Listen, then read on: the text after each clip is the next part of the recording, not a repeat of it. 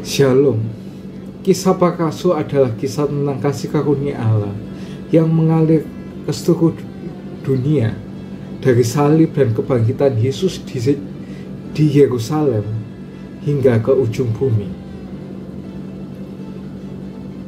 Tidak ada yang lebih menonjol dalam kisah Pakassul selain penyebaran Injil.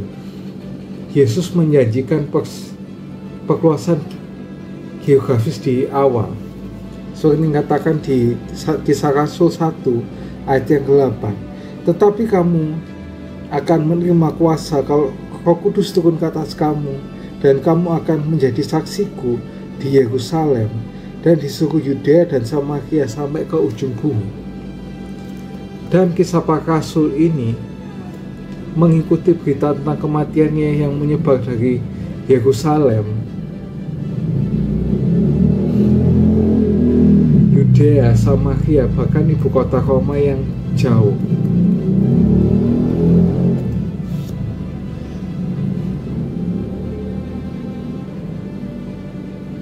Pemberitaan tentang kematian dan kebangkitan Yesus merupakan inti dari kitab Kisah Pakassul.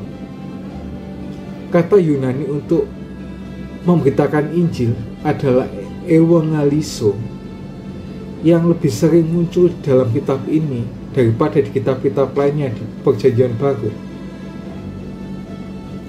Sekitar sepertiga dari kitab Kisah Pakassul terdiri dari khotbah-khotbah, dan sebagian besar merupakan khotbah-khotbah Petrus atau Paulus yang memberitakan Injil.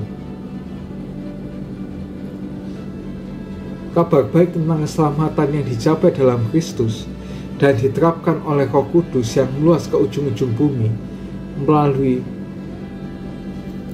pemberitaan. Dalam kisah Pakassul, kasih karunia adalah paralel untuk Injil atau keselamatan. Pesan Yesus diringkas sebagai firman kasih karunia-Nya, seperti yang ada di kisah Pakassul 20 ayat yang ke-32.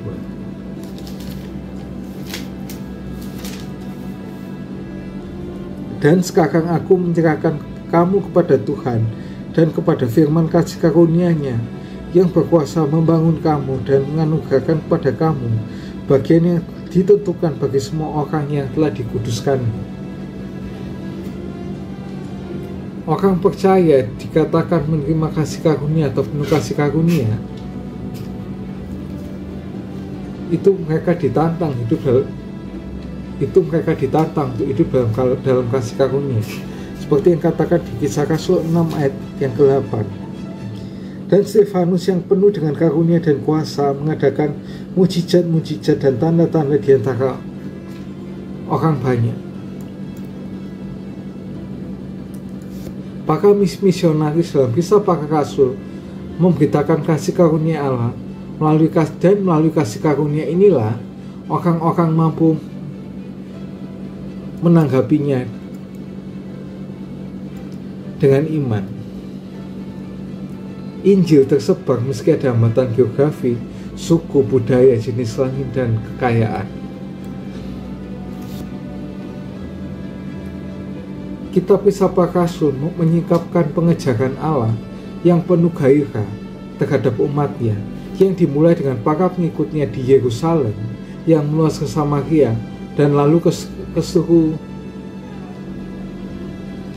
dunia. Dan di akhir kitab ini kita melihat Paulus tinggal di Roma dengan terus terang dan tanpa rintangan apapun memberitakan Injil Kerajaan Allah dan mengajar tentang Tuhan Yesus Kristus, seperti yang ada di Kisah Pakassul 28 ayat yang 31. Dengan terus terang dan tanpa rintangan apa-apa ia memberitakan kerajaan Allah dan mengajar orang tentang Tuhan Yesus Kristus. Injil menarik orang-orang masuk, membentuk mereka sebagai gereja yang berpusat pada kasih karunia Kristus, dan kemudian mengutus keluar ke dalam misi ke seluruh dunia. Kelompok orang percaya yang baru ditandai oleh Roh Kudus yang menciptakan komunitas yang bertugas sehingga orang lain tertarik untuk masuk mengalami kasih karunia Allah. Pada saat yang sama, mereka membawa pesan Injil kepada orang-orang baru yang membuat kasih karunia Allah dikenal sampai ke ujung bumi. Perluasan Injil adalah puncak dari apa yang telah dilakukan Allah sejak mula. Lukas secara konsisten mendasarkan keselamatan pada tujuan Allah yang kuno, yang membuahkan hasil atas inisiatif Allah sendiri. Kisah para Rasul menunjukkan bahwa gerakan Kristen yang baru bukanlah sekte pinggiran, tapi puncak rencana Allah.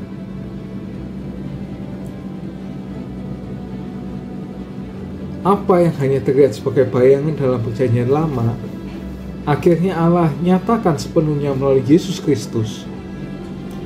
Kitab Kisah Para Rasul tidak secara khusus memberikan pola-pola manusia untuk ditiru dan dihindari, bukan secara do and don'ts ya. Tapi sebaliknya, kitab ini berulang kali memanggil kita untuk merenungkan pekerjaan Allah yang digenapi dalam Yesus Kristus, yang mendirikan gereja melalui kuasa Roh Kudus. Kita diundang untuk masuk dan berpartisipasi dalam sebuah kisah yang jauh lebih besar daripada diri kita sendiri.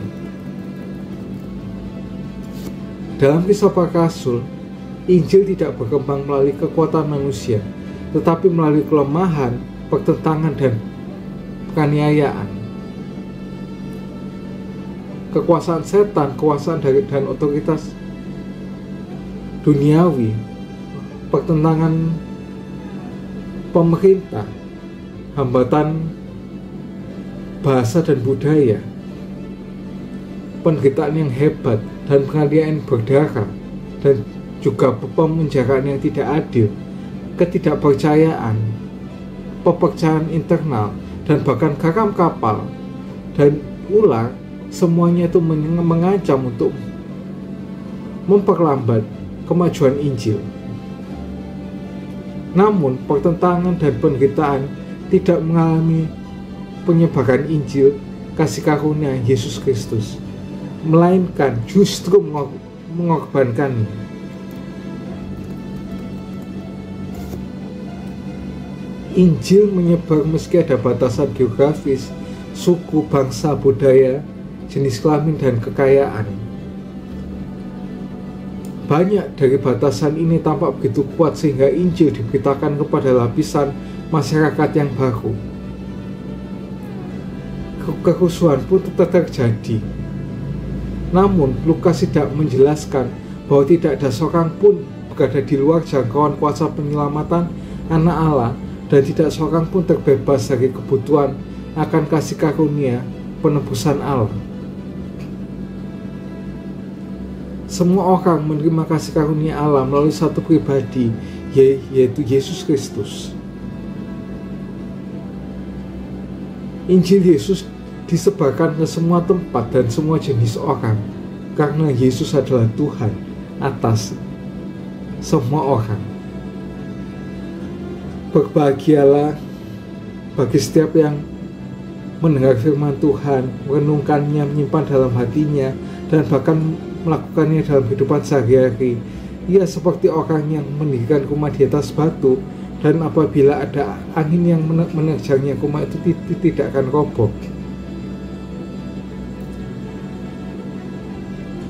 See you and God bless you.